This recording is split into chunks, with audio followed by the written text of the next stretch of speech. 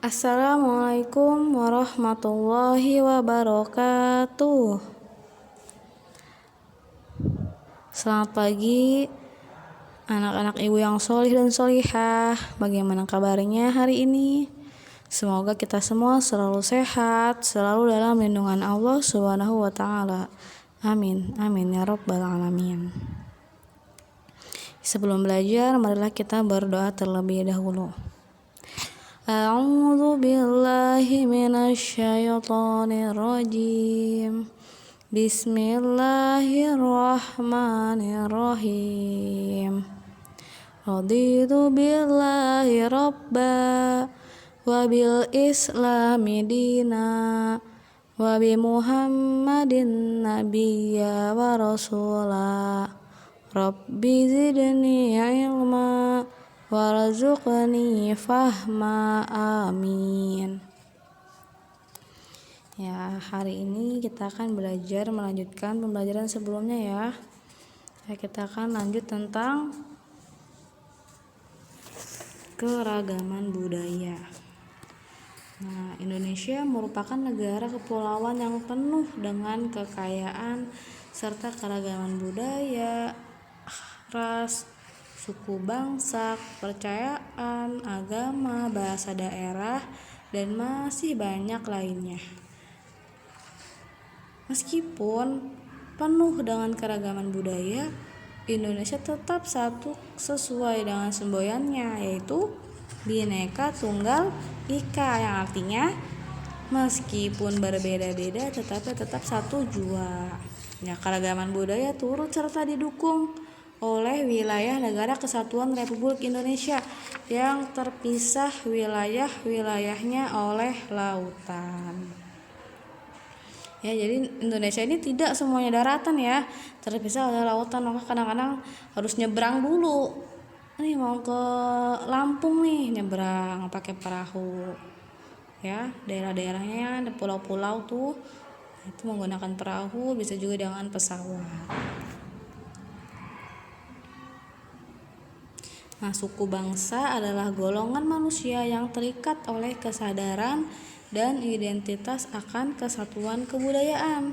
Orang-orang yang tergolong dalam satu suku bangsa tertentu pastilah mempunyai kesadaran dan identitas diri terhadap kebudayaan suku bangsanya. Misalnya dalam penggunaan bahasa daerah serta mencintai kesenian dan adat istiadat.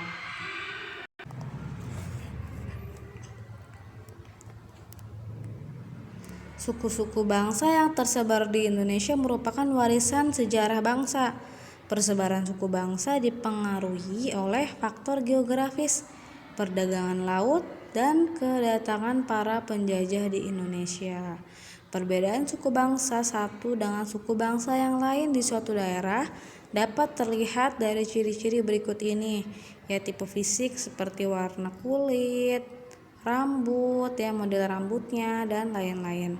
Bahasa yang dipergunakan misalnya bahasa Batak, bahasa Jawa, bahasa Madura, dan lain-lain. Terus kemudian ada juga adat istiadat, misalnya pakaian adatnya seperti apa, terus upacara perkawinannya, upacara kematiannya, yaitu di setiap daerah berbeda-beda. Nah, kesenian daerah misalnya ada tari janger, tari serimpi, tari cakalele, tari saudati, ya itu juga dari daerah yang berbeda-beda.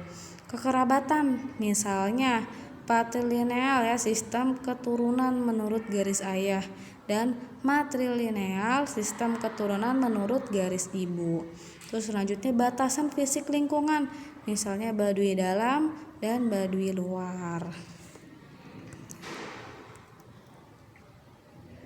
Bangsa Indonesia selain terdiri dari keragaman suku, juga terdiri dari keanekaragaman budaya.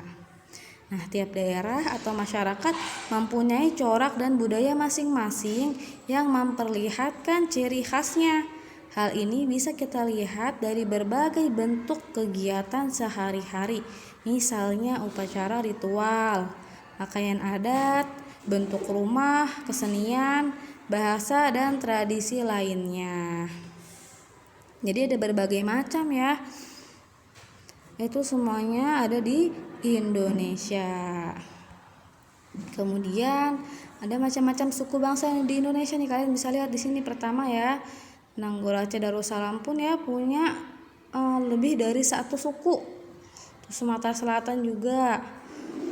Terus Sumatera Barat, Riau, Kepulauan Riau, Bangka Belitung, Jambi, Sumatera Selatan, Bengkulu, Lampung ya, masing-masing mempunyai suku, bahkan ada yang lebih dari satu. Terus kemudian ya DKI Jakarta, suku Betawi, Banten itu suku Jawa, Sunda Baduy, Jawa Barat suku Sunda, terus Jawa Tengah, Yogyakarta, Jawa Timur, Bali, NTB, NTT, Kalimantan Barat, ya banyak ya. Jadi di setiap provinsi itu bisa lebih dari satu suku. Kemudian, nah di sini kita lanjut ke PJOK ya, yaitu tentang tanda-tanda yang peraturan ya, rambu-rambu yang ada di kolam renang. Nah di sini yang digambar paling atas pojok kiri itu tanda kedalaman air. Terus kemudian ada gambar orang nih lagi dorong, terus disilang seperti ini nih, bukan disilang, dicoret ya. Itu tanda dilarang mendorong. Terus kemudian terjun ya, dilarang terjun di kolam yang dangkal, dilarang berenang sendiri, dilarang berjalan di tepi kolam renang. Jadi berenang itu kalau bisa ya dipantau oleh orang dewasa, oleh ayah kalian, atau jika ada ya yang di pantai itu biasanya ada pengawas pantai, penjaga pantai, dia yang mengawasi orang-orang. Tapi akan lebih baik jika orang tua kita sendiri yang mengawasi kita. Terus dilarang berjalan di tepi kolam renang ya, takut kepleset terus tiba-tiba masuk nyebur ya. Jadi jangan jalan di tepi kolam renang. Terus kemudian ya jangan dilarang berlari, dilarang terjun, dilarang menolak ya, ini mendorong.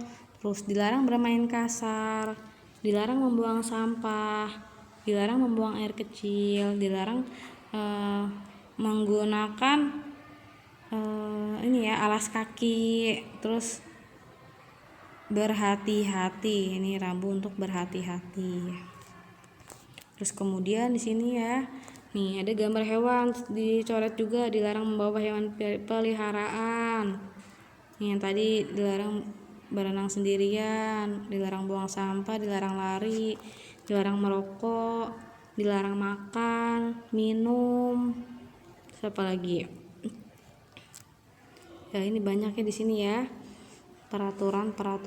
Terus menggunakan baju renang ya, kalau bisa kan ada khusus untuk muslim ya, tertutup semuanya, tertutup auratnya, jadi tidak terlihat. Terus ini batas waktunya dari jam 8.30 sampai jam 22 malam. Nah, terus menggunakan restroom, menggunakan tempat istirahat yang sesuai ya di sini ya.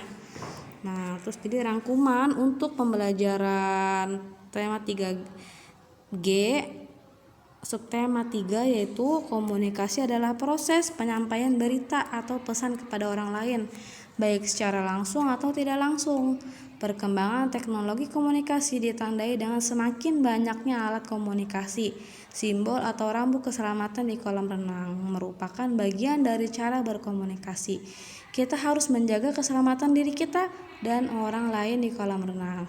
Setiap orang memiliki kelebihan dan kekurangan. Kita wajib menghargai perbedaan dan kemampuan setiap orang. Kemajuan di bidang teknologi komunikasi tidak boleh dimanfaatkan untuk menyebarkan berita bohong. Ya, zaman sekarang ya banyak berita bohong ya, dan kita jangan ikut-ikutan. Jika dapat berita, kita teliti dulu nih berita benar atau tidak ya. Jika benar dan bermanfaat untuk orang lain baru kita sebarkan. Ya, untuk tugasnya di sini di halaman 48 di situ kalian tulis ya makna simbolnya apa.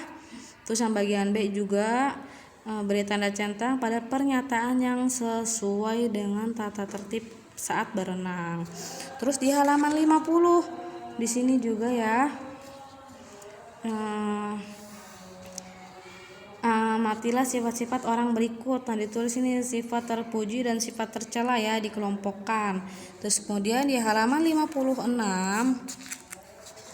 di sini di halaman 56 itu ada cerita ya tentang Galuh si juara renang cilik. Itu kalian baca dulu, kemudian kalian isi ya bagian A dan bagian B. Kemudian di halaman 62 ya, di situ tadi ini kalian baca lagi ya tentang keragaman suku dan budaya bangsa Indonesia, kemudian diisi ya bagian A dan B-nya. Terus yang terakhir itu di halaman 65 ya, memberikan tanda centang pada kolom yang sesuai, nomor 1 sampai nomor 5.